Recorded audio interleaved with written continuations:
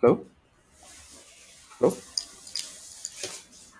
Hello, Am I hi. audible? Yeah, hi. So we'll finish off. Audible. Okay, August will finish off today. Okay, so Okay. that we'll get back on schedule.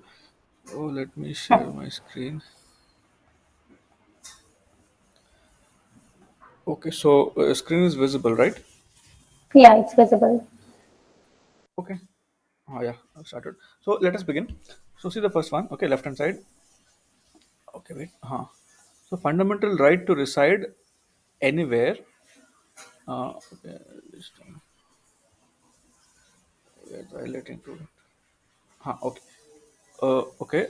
Let me start. Okay, starting with August. Okay, so fundamental right to reside anywhere. Uh, okay, fundamental right to reside anywhere in or move throughout the country cannot be denied on flimsy grounds. So Supreme Court quashes externment order against journalists. I think no, it is under Article 19. So we have fundamental right to reside anywhere or move in to any part of the country. So it cannot be denied on flimsy grounds. So it can be denied on those grounds which are already mentioned in that article, right? So while quashing an externment order passed against a journalist, the Supreme Court observed that a person cannot be denied his fundamental right to reside anywhere in the country or to move freely throughout the country on flimsy grounds. Okay, nothing much. Okay, you can just revise the 19 one, I believe. Okay, the bench comprising judges so and so observed that drastic action of externment should only be taken in exceptional cases, such as to maintain law and order or in a locality or to prevent breach of public tranquility and peace. I think this is the exceptions given: public order, maintenance of law and order. So the same they are mentioning. Okay, so nothing much. We'll move on. So next, I think is important judgment which was in news. Economic criteria alone cannot be the sole reason for identifying creamy layer. This was very much in news, articles after articles. So economic criteria cannot be the sole basis for identifying the creamy layer. So there have to be socio economic it cannot be only economic backwardness. So Hmm. Hmm. the Supreme Court has observed that economic criteria cannot be the sole basis for identifying creamy layer. No, I'll just tell the background. Haryana state had set for reservation. They had set only income as a criteria. They had fixed only family income at so and so limit. That is the only criteria for reservation that they had fixed. So against that, this appeal had gone to Supreme Court, and Supreme Court quashed it. So the Supreme Court has observed that economic criteria cannot be the sole basis for identifying creamy layer. The state of Haryana had sought to determine creamy layer from backward classes solely on the basis of economic criteria, and has committed a grave error in doing so.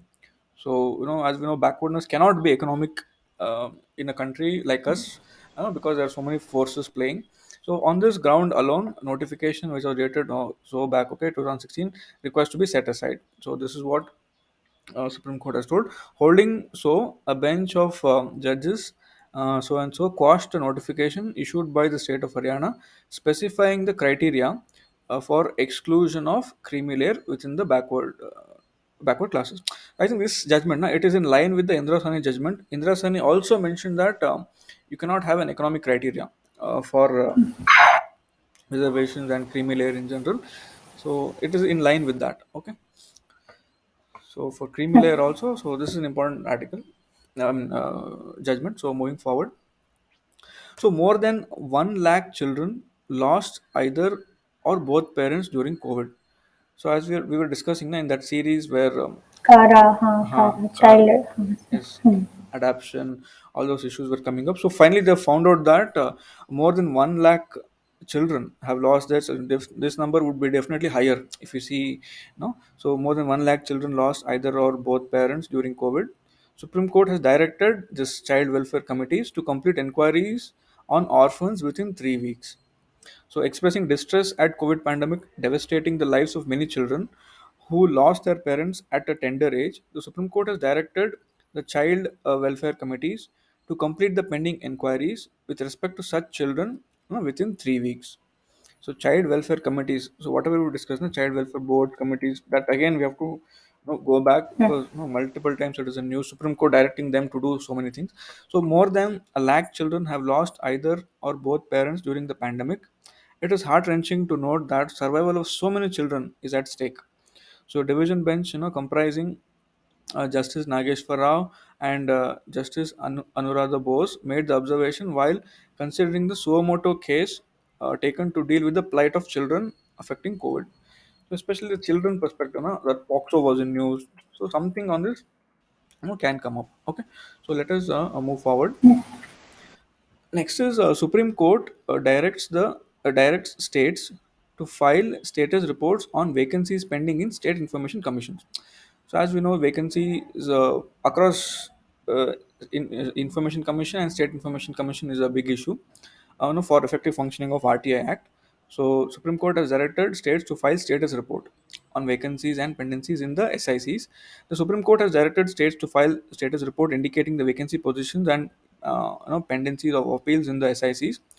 Okay, the bench comprising so and so issued a direction in an application filed by RTI activist Anjali Bharadwaj, she's very famous, seeking compliance on part of the states with respect to directions issued by Supreme Court in its verdict delivered on last year. Again, that verdict was also in line with the same thing. Okay, just you have to fill up the vacancies in that direction. Supreme Court delivered. So again, they're asking just a status for it. So for us, we have to revise the SIC or the RTI Act in general again. Okay, so it's also part of GS4 and GS2 directly. Okay, so moving forward. So next, if you see here, Supreme Court imposes rupees 1 lakh cost on states for not filing affidavit in the case of judge's security. I think we remember now that one judge was murdered. We discussed. Auto वाला case या So Supreme Court has imposed the cost of 1 lakh to be deposited in the Supreme Court Bar Association, Advocate Welfare Fund on states which failed to intimate the top court of the details of measures for safeguarding the security of judges. So it had requested what are the measures you're taking, for safeguarding judges, something like that. Okay, so whichever states they have not done that, no, it has imposed the cost of rupees 1 lakh. The bench, of CGI, no, okay, CGI is there in the bench, required the states to file responses within 10 days, subject to deposit of costs. The bench warned that the defaulting states failed to comply with the direction. The court will demand the presence of concerned chief secretaries. Okay, so if you fail, get your chief secretaries. Broadly, this is telling about it. Okay, so nothing much for us. Maybe we can move forward. Next is about the Pegasus issue. So if you see Pegasus, was in news, snooping or surveillance. So we don't want any single word relating to national security, but there are civilians, person of eminence, complaining of hacking. The Supreme Court has told this to, I think, SG, maybe Solicitor General. Okay, so the center this week told the Supreme Court that its reply to the petitions over the Pegasus controversy is sufficient, and that any further data they should want to place for the court's consideration may only be through the medium of an expert committee to ensure complete confidentiality in the view of the sensitivity of the matter. That's what now that tussle is going on. That we'll move forward. The petitioners had raised an objection to it as being non-committal on the question of whether the malware was used. Okay, this Pegasus malware was whether was it used or not by government or its agencies or any private body, and had also expressed dissatisfaction with its route suggested by the government of appointing a committee of experts to inquire into the issue. So again, the same thing. Okay, whether they misused it or not.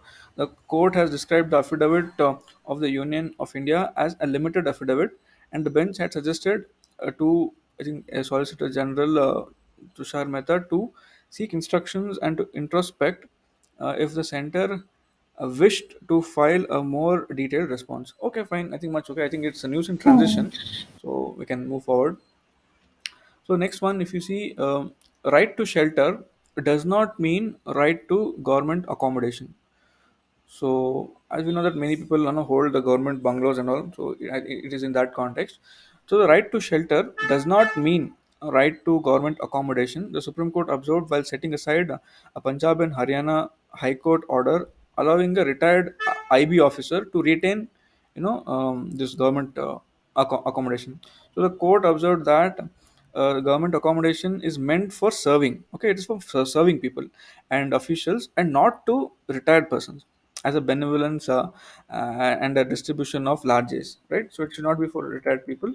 It is only for serving officials. The bench of justices added that compassion, howsoever genuine, okay, even if you have compassion or benevolence, does not give a right to a retired person from continuing to occupy a government accommodation.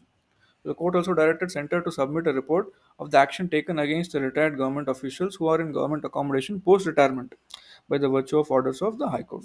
Again, same thing. Okay, they must vacate and move on.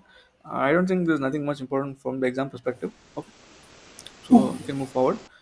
Next one is a foreign award can be binding on non-signatories to arbitration agreement.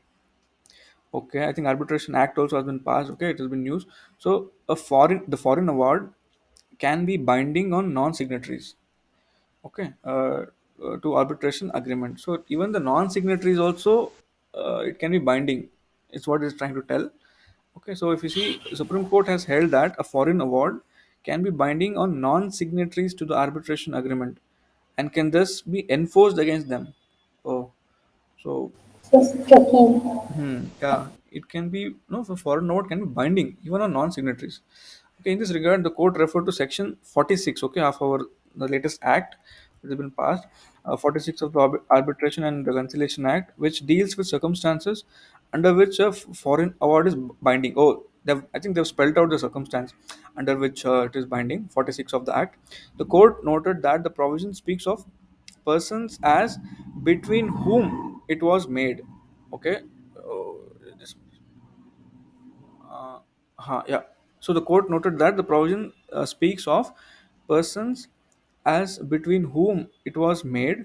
Okay. So between them, between the agreementing parties, and not parties to the agreement. So this section is telling about both. The persons can include non-signatories to the agreement. Okay, I think it's just a fact that we must know that Section 46 has this provision. And first and foremost, Section 46 does not speak of parties at all, but of persons. Oh, okay. Yeah, it's talking about persons. This statement, huh? This statement they can give.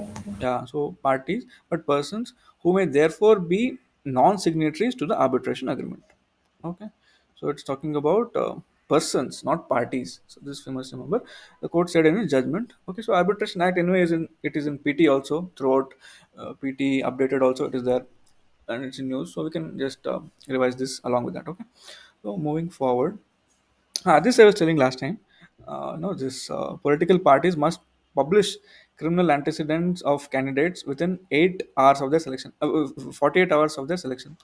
No, as I told no, last time that in the Jan, okay, last year Jan to March timeline, we discussed one judgment that they have to publish criminal antecedents, and now as I told, no, they have not done that. Okay, again it had gone to Supreme Court, and Supreme Court has again told that you have to publish within 48 hours of selection. Okay, it's about Okay. selection, 48 hours of selection. Okay, so with the objective of decriminalization of politics. Okay, this is a larger theme. Criminalization of politics is going on. So Supreme Court on Tuesday directed that political parties must publish criminal antecedents in any of the candidates within 48 hours of their selection. Okay, so now it has made more stringent. Once you Hmm. select a candidate for a seat, immediately within 2 days you have to declare this. A bench comprising, Nariman and Gawai modified the directions. Okay, that's what now we discussed in February judgment. So now latest position is of 48 hours within the selection you must declare. And then see, if you just recall that earlier judgment, the given year of the 2020 judgment, Supreme Court had ordered that the details shall be published within 48 hours of the selection. They had given two conditions. Okay, within 48 hours of selection of a candidate, or not less than 2 weeks. Okay, before the Of nomination. Hmm. so now they've changed this. So now this has been changed to within 48 hours of the selection, because they've fed up almost 1 year they've not done. So you must do this. Okay. So we'll move on. So next is about emergency arbitration. So next is emergency arbitration award enforceable in Indian law. Okay. So it's telling emergency arbitration award enforceable in Indian law. Supreme Court rules in favor of Amazon in case against future retail. So just observe this: emergency arbitration award is enforceable in Indian law. Okay, again another thing on arbitration. The Supreme Court this week ruled in favor of e-commerce giant Amazon in its dispute with Future Retail Limited. Okay, there was a dispute over the latter's merger deal with Reliance. Okay, so there's a merger happened between Amazon and Reliance. So the top court held that emergency award. Okay, the emergency award passed by Singapore arbitrator, stalling the this Future Retail Limited Reliance deal is enforceable in Indian law. Okay, I think this emergency award maybe it has been given by a Singapore arbitrator. So that is also enforceable under Indian law. Maybe I'm not sure, but it sounds like some Maybe for. we have some agreement with them Hmm, that hmm, no, hmm. So it we is have jurisdiction that we say that our laws will be applicable in your country also. correct. So I think because of that. So the court held that an award or order by emergency arbitrator. See, I think there may be some concept of emergency arbitrator. Okay, in this case, Singapore arbitrator. Maybe I'm not sure. An emergency arbitrator was given this award. Maybe okay. The court held that an award by an emergency arbitrator would be covered by Section 17. Okay, we saw Section 46 earlier. Now Section 17 of the arbitration and of the act, and it can be enforced under the provisions of section 17 clause 2. Okay, so it's telling that these are the clauses sections which can provide for this. It also held that no appeal, okay, no appeal lies under section 37. Okay, one more section is there, section 37, against an order of enforcement of emergency arbitrators award order made under section 17. So it's saying no appeal also lies. Okay, so not sure Quite that. stringent. So this section I think is very stringent. Emergency award, it is applicable also. It can be enforceable. Again, there's no appeal also on this. So, some peculiar thing here. A bench comprising Justice Nariman had reversed the judgment on July 29 after extensively hearing the arguments led by so and so. Okay, fine. So this is the latest position that emergency arbitration award is enforceable in Indian law. Okay. So moving forward, next comes Article 136. Okay, Article 136. Uh, Article 136, I think, is SLP, right? So, SLP, so Article 136, a pure question of law can be raised for the first time in SLP. Okay. So, you can raise a pure question of law for the first time. Also, it is clarifying, okay, under SLP. So, Supreme Court observed that in certain, it can entertain new grounds raised for the first time in an appeal under Article 136 of the Constitution. So, no, new, many people tell a new thing you cannot raise, something like that. So, here it is clarifying that it can entertain new grounds raised for the first time in an appeal under Article 136, which is SLP, if it involves a question of law. Okay, so if no question of fact, okay, question of law, which does not require adducing additional evidence. Okay, without any additional evidence, or not, if there is only a question of law involved, it can take up. So the principle in order, this Rule 22 of Civil Procedure Code furthers the cause of justice. It furthers the cause of justice by providing the party other than the aggrieved party to raise any adverse findings against them, and this court can draw color from it and permit objections to findings. Fine, okay. I think just we must know that a new thing also can be raised, a question of law. Okay. Article 136. So SLP. Okay, just try to revise 136 again. So moving forward, different retirement age for Ayush and allopathic doctors not justified. Okay, fine. I think there should be some parity in the retirement age of both the doctors. The Supreme Court has observed that there is no rational justification. Yeah, there is no rational involved for different age of retirement for doctors practicing Ayush and allopathy. Right. The court observed that the mode of treatment by itself will not qualify as an, see, the mode of treatment. Okay, this Ayush people, they do a different mode of treatment, they have a different way, right? So the mode of treatment itself will not qualify as an intelligible differentia between the two categories as far as retirement age is concerned. Yeah, so That's why it's not rational. It's what I'm trying to tell. A division bench, comprising so and so judges, was deciding an appeal filed by the New Delhi Municipal Corporation against Delhi High Court judgment, which had held that Ayush doctors working under the, I think this NMDC, were entitled to enhancement of retirement age as 65 years. I think currently their retirement age is less compared to allopathic doctors. So in that sense, it is trying to achieve parity between them. Okay, fine. So moving forward, can't ignore negligence. Should have provided security. Supreme Court on Judge Uttam. I think this is that. No, this is that killing, Yes. murder thing. Okay. Yes, not a. So can't ignore states' negligence. It's time. It should have provided security. So Supreme Court this week observed that state's negligence in recent killing of Judge Uttam Anand, who was posted as additional district and sessions judge at Dhanbad, cannot be ignored. The bench, comprising CJ, okay, CJ is there, opened that being well aware that Dhanbad is a mafia area, mining area, right? So mining mafia is dominant there. It's a mafia area where several advocates have been killed.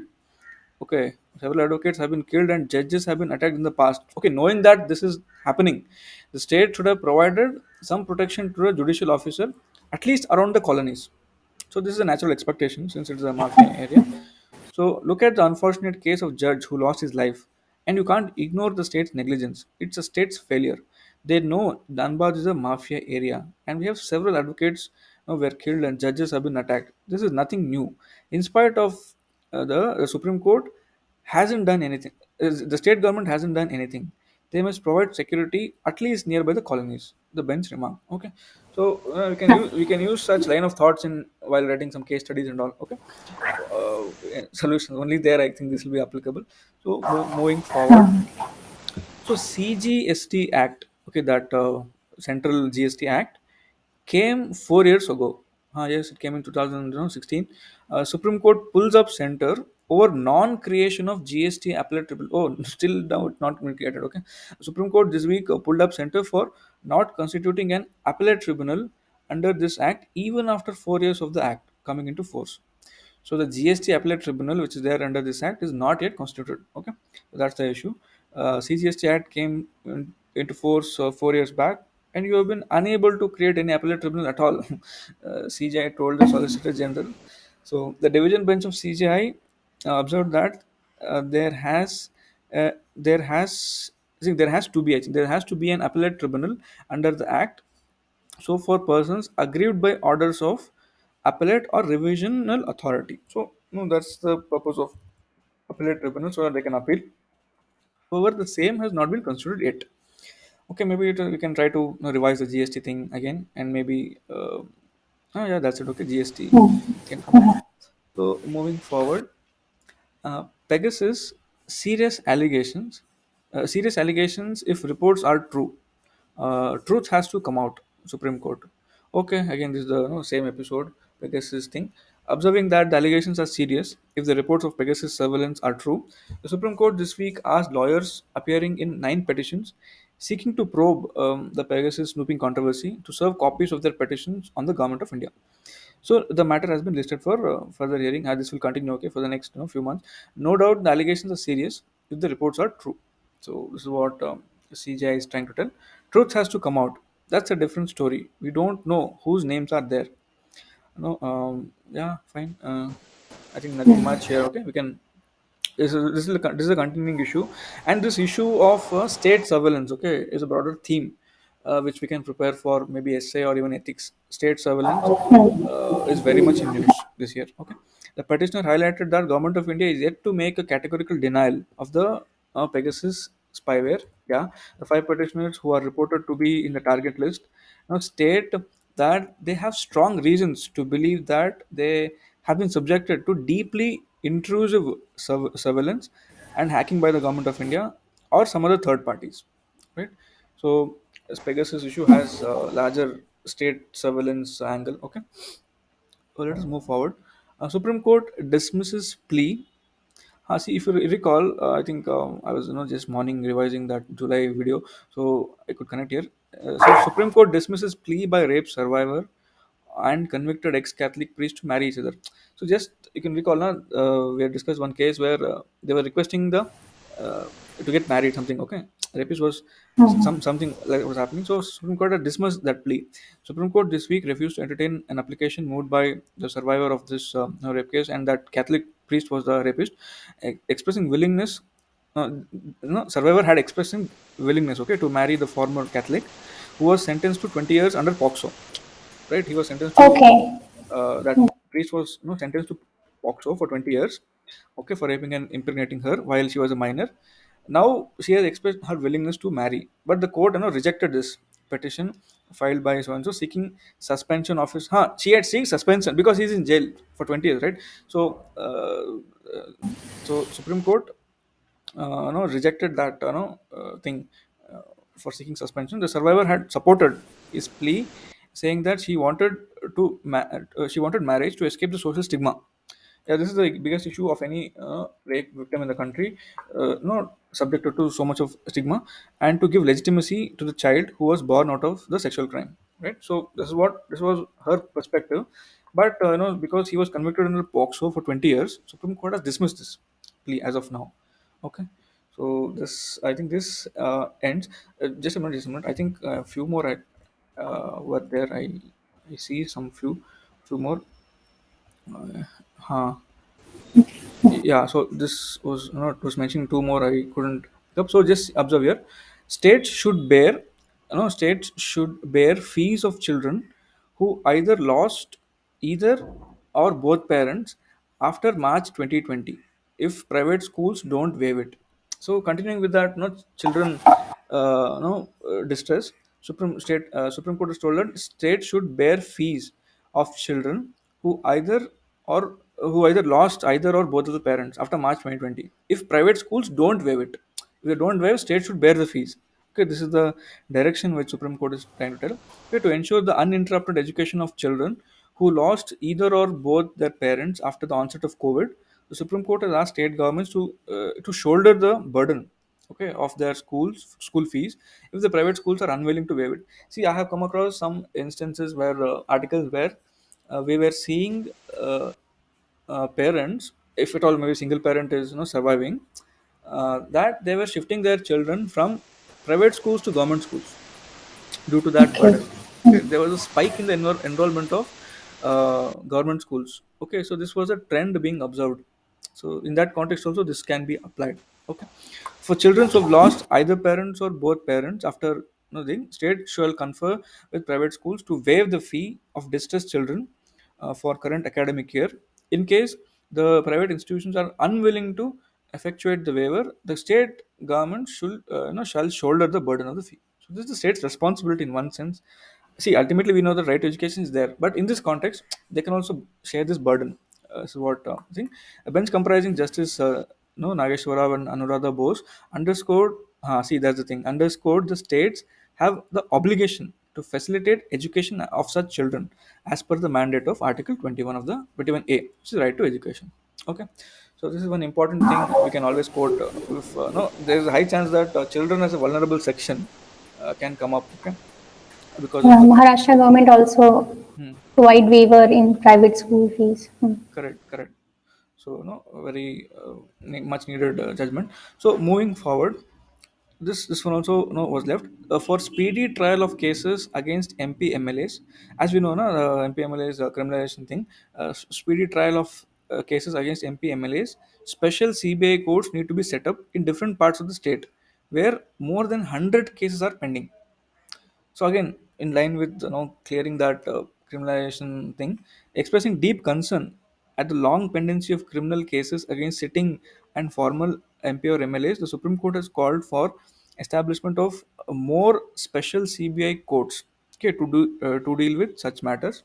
So the court said that only the establishment of only one special court to try the cases against legislators in a state with large number of such cases will be a travesty of justice.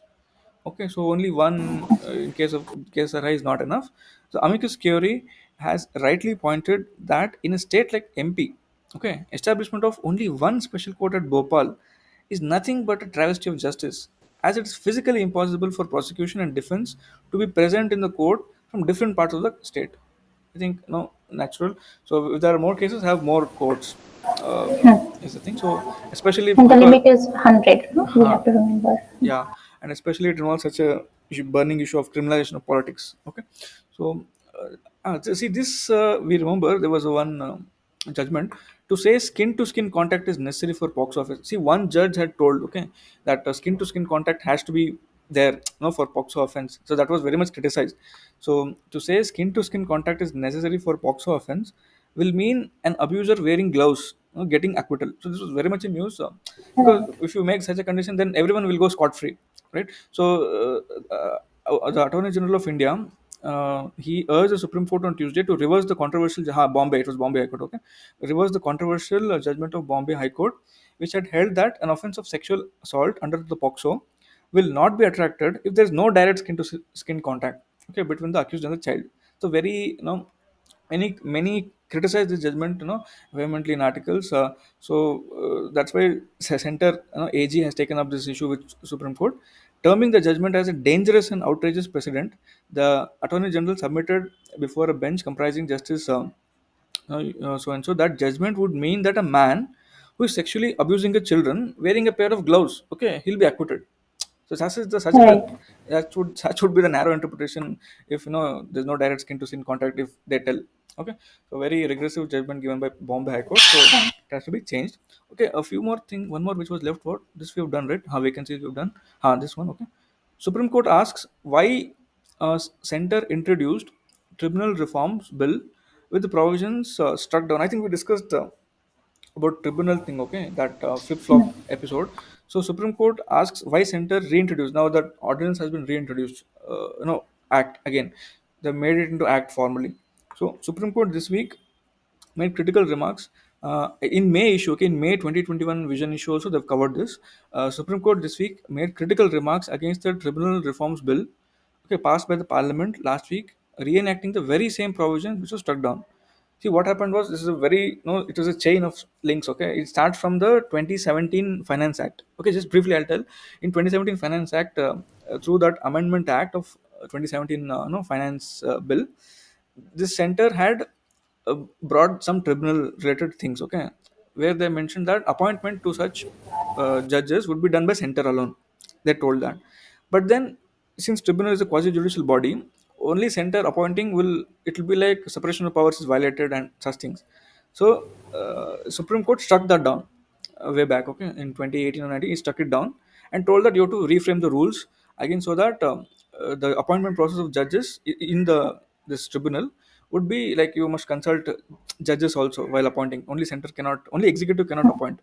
So now center has done again, they've, brought back that thing. Again, our new bill.